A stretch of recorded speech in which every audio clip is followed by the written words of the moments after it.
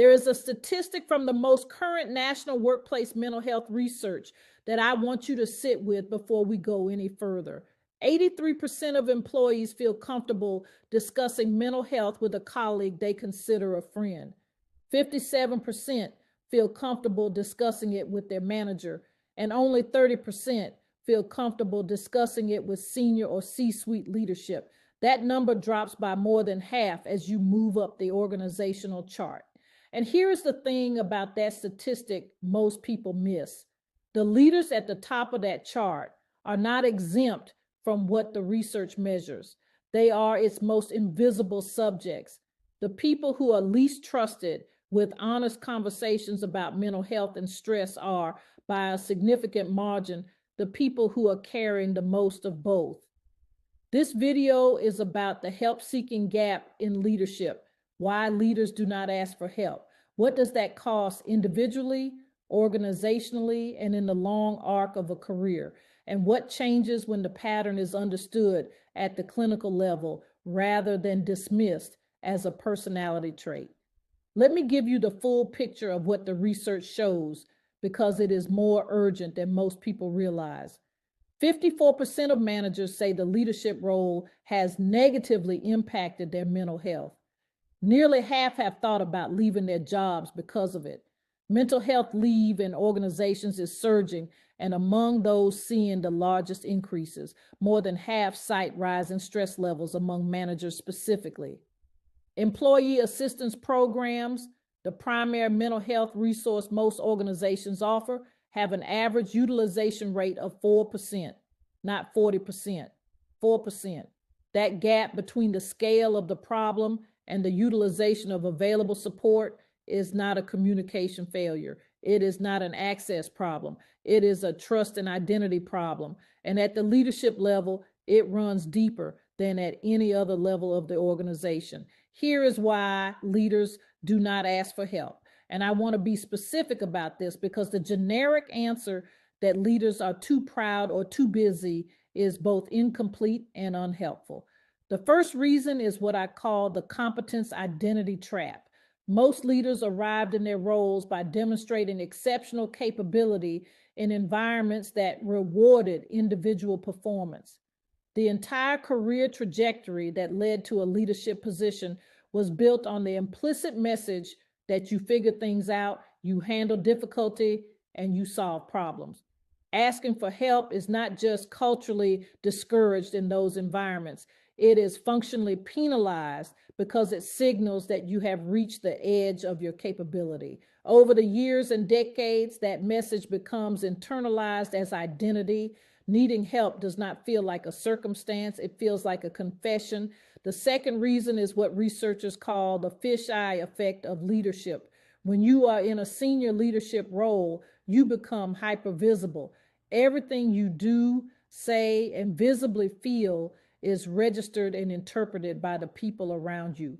Leaders know this, and that hypervisibility creates a specific kind of performance pressure around emotional and psychological state that is almost entirely absent from individual contributor roles. Being seen to struggle, being known to need support is perceived not just as a personal disclosure, but as an organizational signal that something is wrong. That perception, whether accurate or not, has real consequences. The third reason is the most clinical and the most important. It is the feedback loop between the stress response and help-seeking behavior. When the prefrontal cortex is under sustained depletion from chronic stress, two things happen simultaneously. The first is that the capacity for perspective taking diminishes, meaning you become less able to accurately assess the gap between where you are and where you need to be. The second is that avoidance behaviors increase, meaning the cognitive cost of initiating anything new, including seeking support, rises significantly. The result is that the people who most need help become progressively less able to recognize their need and less capable of taking the action that would provide it. This is not a character flaw. It is a measurable neurological sequence. Before we go further, go to restleader.com and take the free stress assessment now. The help-seeking patterns I am describing have specific clinical signatures, and the assessment will tell you exactly where you are in this cycle and what your most targeted starting point is. RESTleader.com, link is in the description. The REST framework addresses the help-seeking gap directly at the support stage, and I want to spend more time here than we have in previous videos because this is the stage the series has been building toward. Support in the REST model is not about accepting help as a last resort. It is about building the structural conditions for ongoing professional and relational support before a crisis makes it unavoidable. And there's a specific reason that makes it a structural choice rather than an emergency response. Research on leadership effectiveness consistently shows that leaders who have regular structured professional support, whether clinical, coaching, peer-based, or mentorship-based, outperform those who do not on almost every meaningful metric: decision quality, emotional regulation, team engagement, burnout rates, and direct report retention. The evidence is not ambiguous. Professional support for leaders is not a wellness luxury. It is a performance infrastructure. So why do organizations not treat it as one?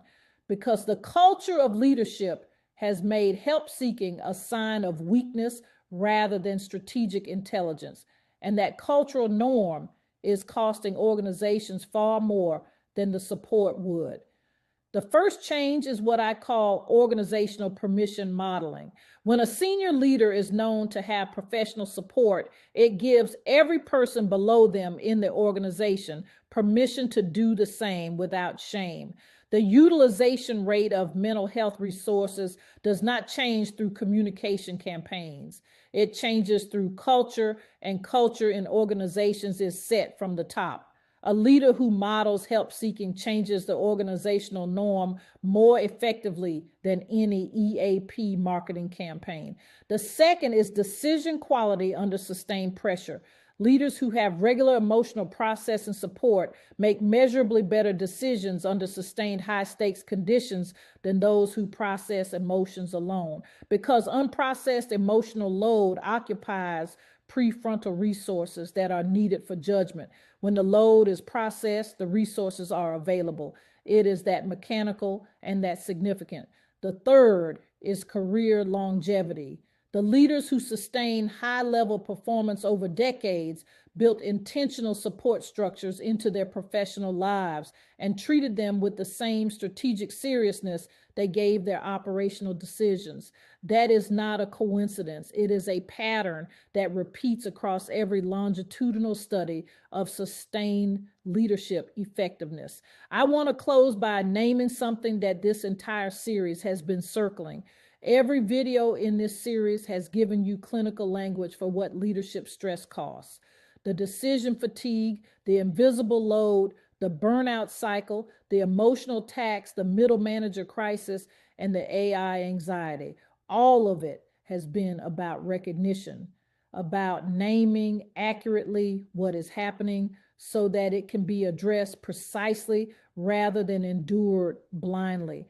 The support stage is where recognition becomes action. And for most leaders, that action is the hardest one in the entire framework because it requires something that no amount of performance or capability can substitute for: the willingness to be known as someone who needs something. You do, every leader does. The question is whether you'll act on that before the cost becomes a crisis. Go to RESTleader.com, take the assessment, and if this series has given you language for what you have been carrying, let today be the day the carrying changes. RESTleader.com, link is in the description.